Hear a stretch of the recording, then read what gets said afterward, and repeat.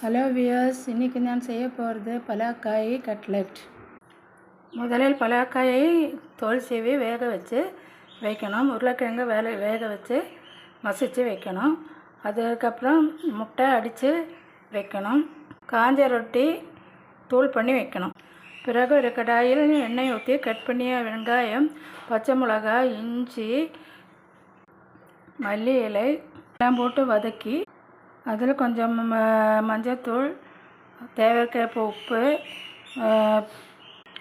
Pepper தூள் எல்லாம் போட்டு நல்லா வதக்கி மசித்தது, பலாக்காய் மசித்தது எல்லாம் போட்டு நல்லா பிறகு உருண்டைகளாக்கி இது அமுக்கி இதில் முட்டையில் தோய்த்து ரொட்டி பொடியில் தோய்த்து கடாயில் சுட்டெடுக்கவும்.